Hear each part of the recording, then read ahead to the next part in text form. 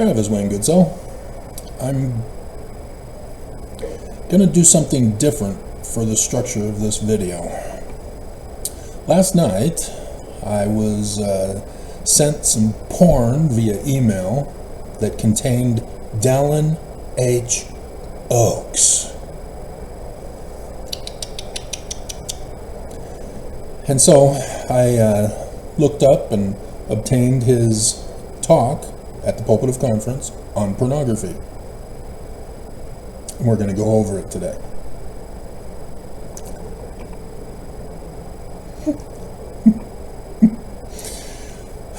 Originally, I intended to only put all of the information in picture memes and texts for you to read. But apparently, a good number of my viewers are confused. They are wondering why there's no volume. And the majority of my viewers don't even read the pictures or let alone look at them. They wait for me to speak. Or they just purposely come on and put a thumbs down and run away. They don't even listen. Like the video I did last night. When I left it, it had 2 immediate thumbs down. The guys obviously didn't listen to the video to hear how it applied directly to them for doing exactly what they did to me. This is the damage the church causes. So, the structure that I have planned is to show a clip from Oaks and then comment on it.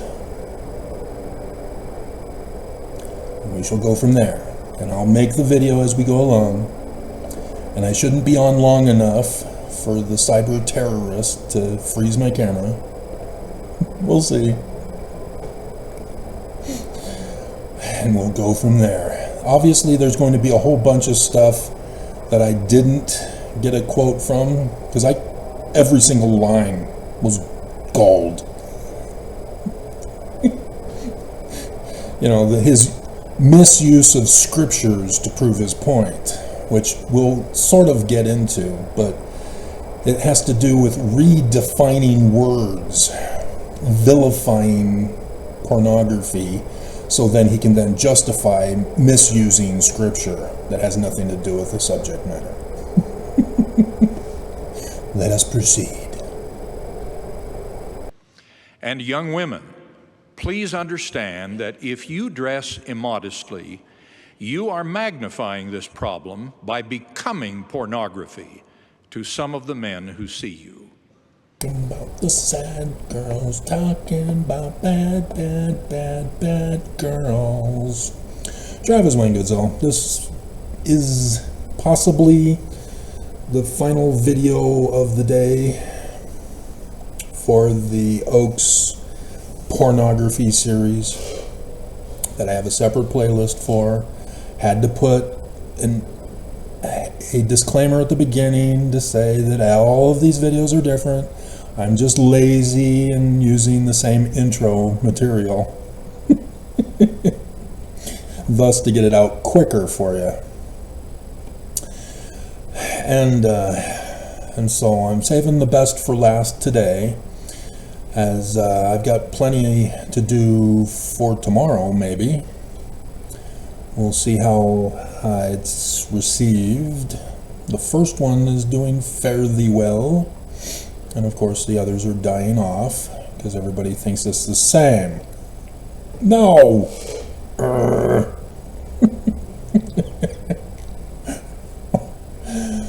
Oh well.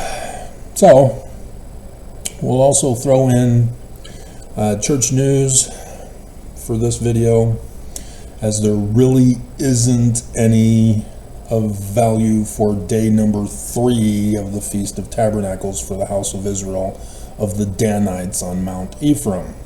No joke. I was surprised too. 1 Kings chapter 12. And so it's not in the Jewish calendar. And so, you guys, for the most part, have not been with me from the beginning. You don't know what I have been through. You don't know what I have covered in my 8.1K thousand views. To be repetitive on K. It has been a very... I did get cyber attacked.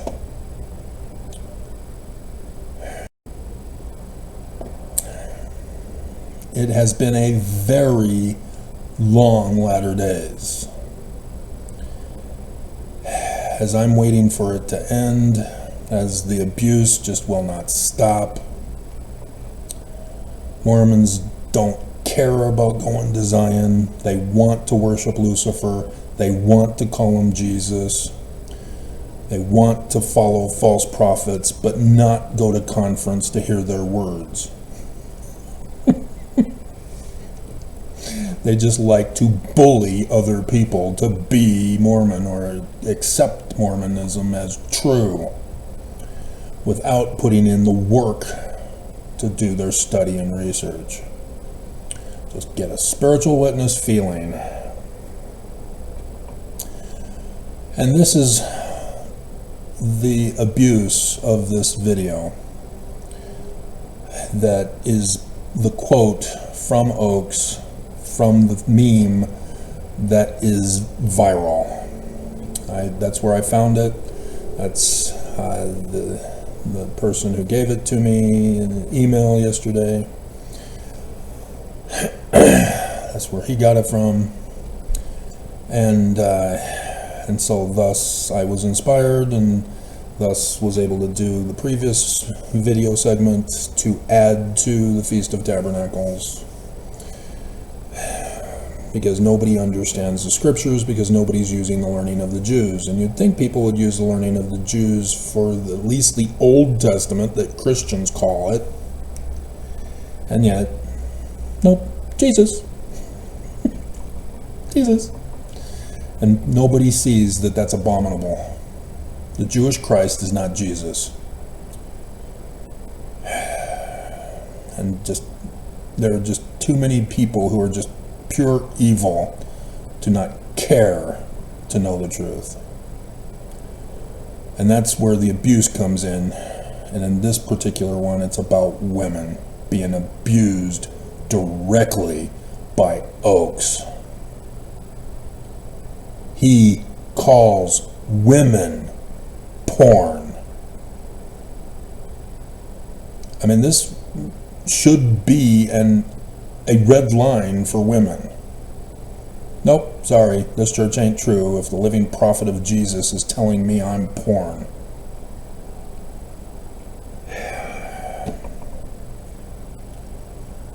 I mean, it's bad enough that they're turning images and... where are they? Oh, there it is. Images and words intended to arouse sexual desires. Not to do with acts, images and words. His words are porn. His words are obscene.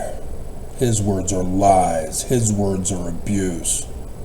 And for women to hear that, to read that, and still stay Mormon after that, oh my hell. Seriously, women. What is it you want out of life? You are already depressed and on drugs from family services because of that kind of abuse. Why are you staying in the church? Why are you staying with your abusers? Yeah, I know all about it. Domestic violence.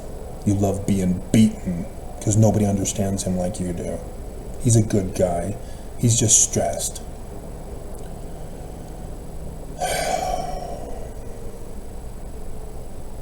You have to leave abusive relationships because they will not stop.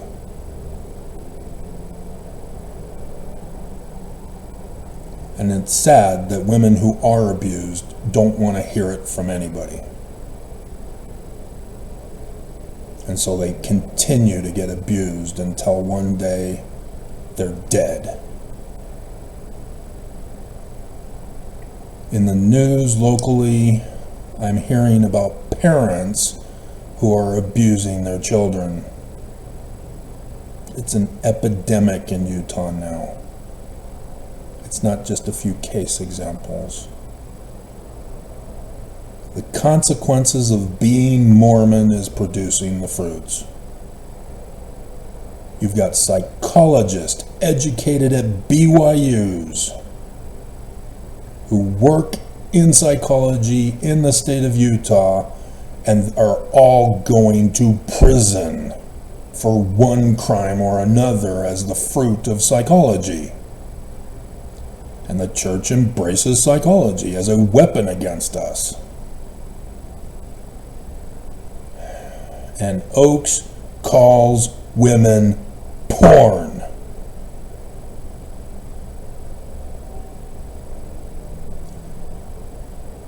And thus, again, the big question.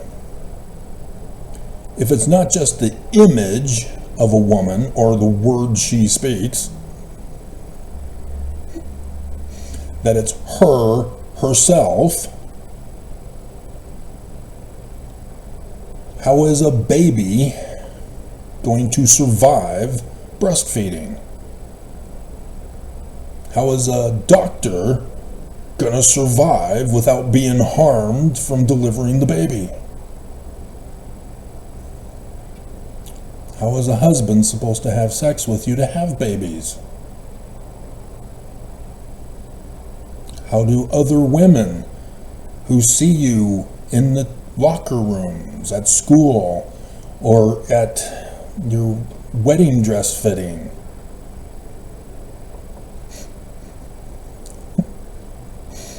or sleepovers, how do they survive the dangers and evils of porn that is you, that causes so much harm to families? You are to blame, women. That's what he's saying. You.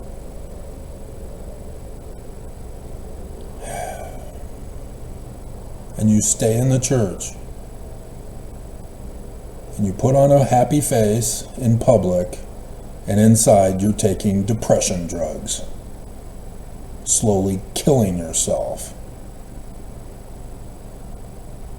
because of the abuse of this church. This causes me to weep.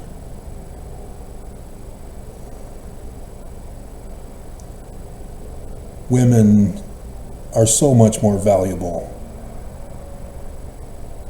It is beyond women's comprehension to know how valuable they are, how greatly they can contribute to Zion. And this church wants you dead.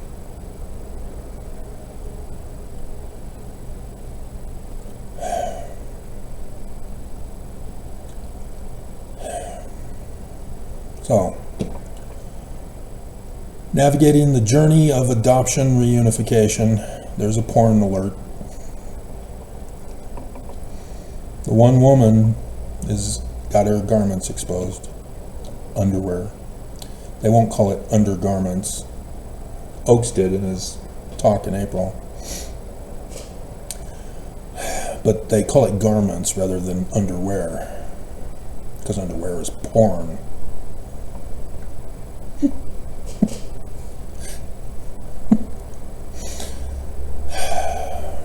But I mean, that's just sad and pathetic. Because that's what Oaks said, in all forms. And so the church news has the woman with a little bit of underwear showing. Porn. Just like the picture. Those little teen girls at some dance that most likely grandfather Oaks is seeing them off. I don't know what the occasion was for the picture. But yeah, that's immodest. That's not in the For Strength of Youth pamphlet. That is verboten in the For Strength of Youth pamphlet. And when you get your underwear, whether you're prostituted or a joint prostitution of your spouse, with your spouse, you can no longer wear that kind of outfit. And so, yeah, even the news that it's not going to be until next year when they bring them out, because they have to get the sweatshops in the Philippines to have all those little kids make them first and then ship them to America. That takes time. But I mean, to have, the strap, basically, it's a big con job. If you listen carefully to the veil, it's all about the marks. So it doesn't matter. You could be wearing a thong and a bikini. Just have the marks. You're good to go. Because the marks are what make it holy. Sacred.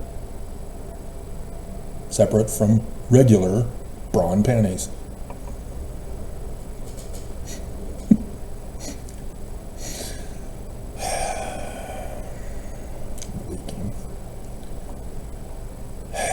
And so, then there's consecrate learning to heaven, says the Commissioner of Church Education.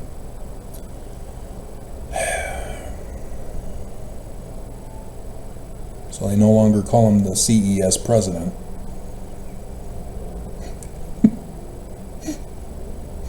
Or director of the CES.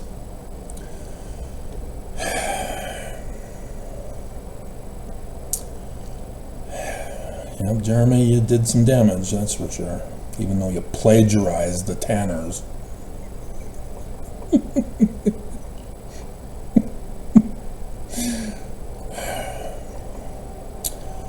But no, Mormons, being day 3 of the Feast of Tabernacles for the coming Exodus to Zion, that we're still waiting. The final 4 and the curse of Joseph Smith for Nelson, we're still waiting. Everything has happened. It is just bizarre that every single president from Brigham to Monson fit the curse of Joseph Smith. That everything from 2014 to this year have all happened. And then to just quit with the final 4 and the final curse? Because that's what has to happen. That's all that's left. Why wouldn't it happen if everything else has? And so obviously the church isn't going to do it. They're not going to say, oh, well, you got us, Travis. Here you go. Take the Mormons to Zion. Be merciful to us. We promise we'll go away and hide. I don't know how it'll happen. But regardless, your life is not to consecrate all that you possess, even, no, that's botched it. I included the law of sacrifice. The law of consecration, which is that everything with which the Lord has blessed you with and with He may bless you with, be consecrated to the Church of Jesus Christ of Latter-day Saints for the building up of the kingdom of God on the earth and for the establishment of Zion. Is that close? Everything you do will help build Zion.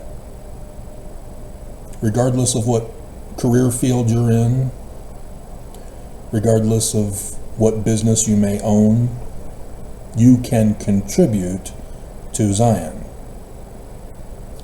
We need that. The more we have in Zion, the more prosperous Zion will be. There's no monetary system of economy. And so when Jesus is talking to the rich man, he says, the rich man says, I've been obedient to all the commandments. What more do I have to do? The character Jesus of the Jews, of a prophecy of the latter-day Christ, not Jesus, tells him, sell all that thou hast and come follow me. And he couldn't give up his wealth, went away sad. Went to family services, took depression meds from Big Pharma. To commit suicide.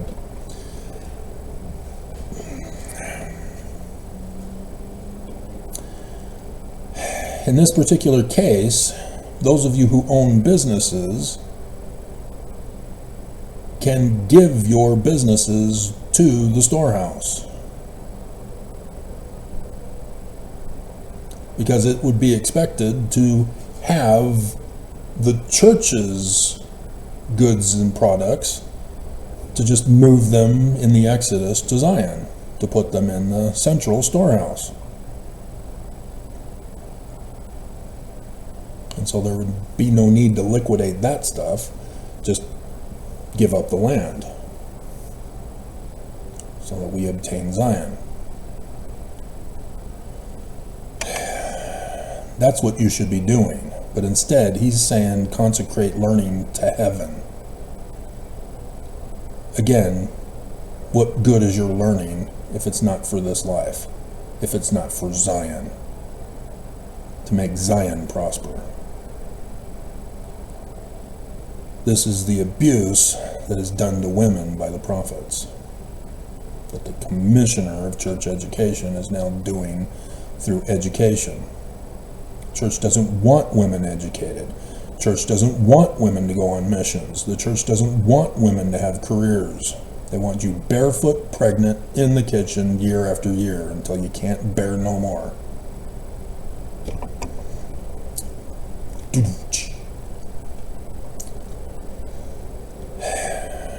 And then finally, I have seen this con so many times. There's a prophet or a couple of prophets who are now assigned to do this. It used to be Benson. I'm not sure who decided not to do it anymore. Whether it was Hinckley, Hunter, or Monson. It's probably Monson. But they passed the assignment of missionary work to at least one or two apostles, or maybe even a committee. I don't care. And so, as a result, these kinds of stories are just, dear God, people, you knew they put you together. Why are you making some big deal about it? You have to submit who you are to go on a mission. And when I went under Benson, I had to provide a pedigree chart. And so they know who you are, and they know others, likewise, who filed to go on missions.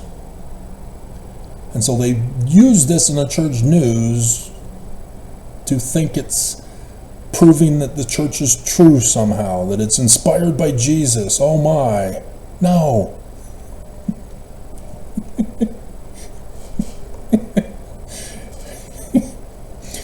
See, because after I went on my mission to New York,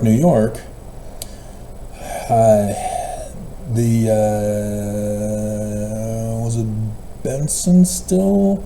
Or did we get into Hunter?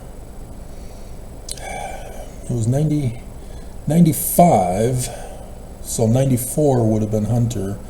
And so it may have,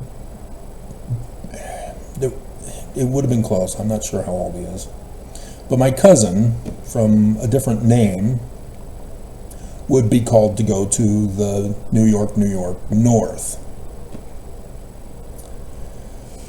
And so he was most likely put into the various areas where I was. Big deal. They know this because of the genealogies that we had to submit to the church. But in this particular case, 3 Nauvoo senior missionaries with the same name arrive the same day and find out they're together in the mission.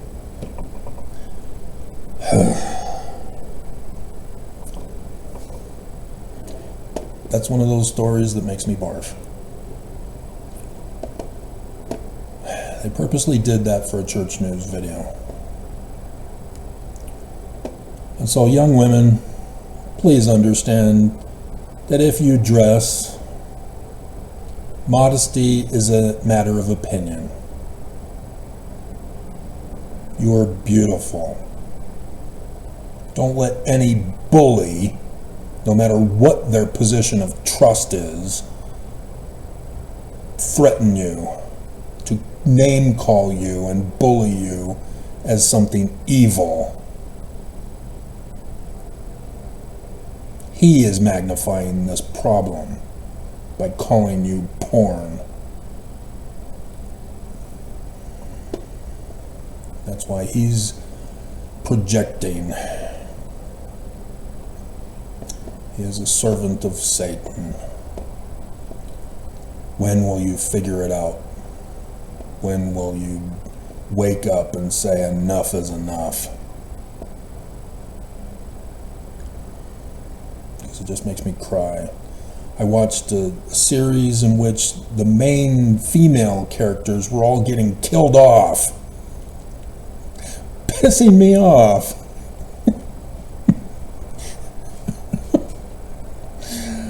Oh, God.